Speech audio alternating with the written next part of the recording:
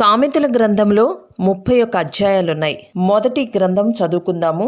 దావీదు కుమారుడును ఇజ్రాయేలు రాజునైన సొలొమోను సామెతలు 1వ అధ్యాయంలో 33 వచనాలున్నాయి. జ్ఞానమును ఉపదేశమును అభ్యసించుటకును, వివేక సల్లాపములను గ్రహించుటకును, నీతి న్యాయ యథార్థతలను అనుసరించుటయందు, బుద్ధి కుశలత ఇచ్చు ఉపదేశమునందుటకును, జ్ఞానము లేని వారికి బుద్ధి కలిగించుటకును, యవనులకు తెలివియు వివేచనయు పుట్టించుటకును తగిన సామెతలు. జ్ఞానము గలవాడు విని పాండిత్యము వృద్ధి చేసుకొనును, వివేకము గలవాడు ఆలకించి నీతి సూత్రములను సంపాదించుకొనును. వీటి చేత సామెతలను, భావసూచక విషయములను, జ్ఞానుల మాటలను, వారు చెప్పిన గూఢవాక్యములను జనులు గ్రహించుదురు. యెహోవా యందు భయభక్తులు కలిగి ఉండుట తెలివికి మూలము. మూర్ఖులు జ్ఞానమును ఉపదేశమును తిరస్కరించుదురు. నా కుమారుడా, నీ తండ్రి ఉపదేశము ఆలకింపుము, నీ తల్లి చెప్పు బోధను త్రోసివేయకము. అవి నీ తలకు సొగసైన మాలికయు, నీ కంఠమునకు హారములునై ఉండును. నా కుమారుడా, పాపులు నిన్ను ప్రేరేపింపగా ఒప్పకుము. మాతో కూడా రమ్ము, మనము ప్రాణము తీయుటకే పొంచియుందుము. నిర్దోషి అయిన ఒకని పట్టుకొనుటకు దాగియుందుము. పాతాళము మనుష్యులను మృంగివేయునట్లు వారిని జీవముతోనే మృంగివేయుదము. సమాధిలోనికి దిగువారు మృంగబడినట్లు వారు పూర్ణ బలముతో నుండగా మనము వారిని మృంగివేయుదము రమ్ము అని వారు చెప్పునప్పుడు ఒప్పకుము. పలు విధములైన మంచి సొత్తులు మనకి దొరుకును, మన ఇండ్లను దోపుడు సొమ్ముతో నింపుకొందుము. నీవు మాతో పాలివాడవై యుండుము, మనకందరికిని సంచి ఒక్కటే యుండును అని వారు నీతో చెప్పుదురు. నా కుమారుడా, నీవు వారి మార్గమున పోకుము, వారి త్రోవల యందు నడవకుండా నీ పాదము వెనుకకు తీసుకొనుము. కీడు చేయుటకై వారి పాదములు పరుగులెత్తును, నరహత్య చేయుటకై వారు త్వరపడుచుందురు.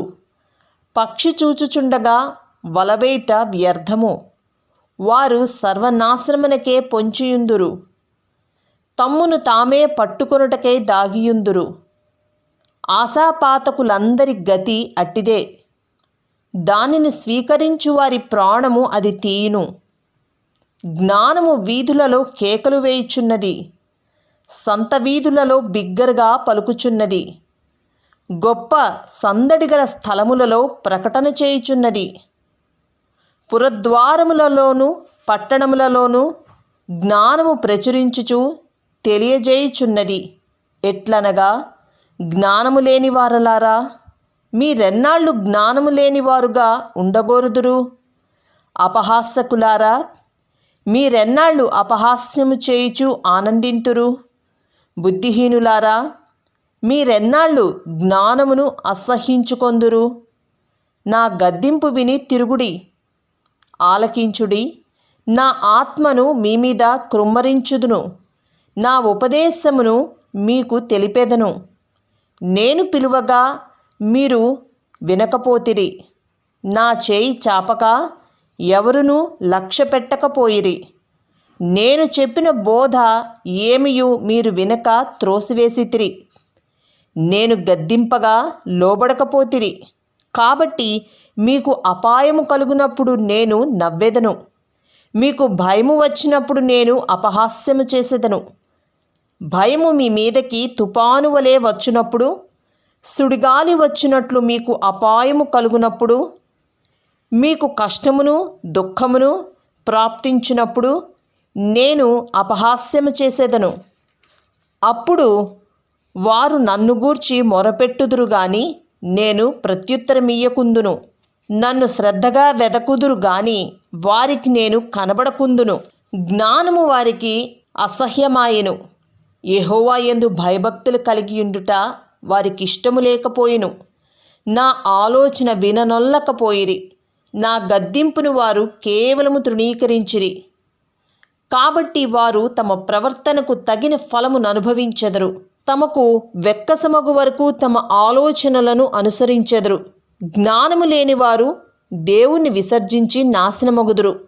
బుద్ధిహీనులు క్షేమము కలిగినదని మైమరిచి నిర్మూలమగుదురు.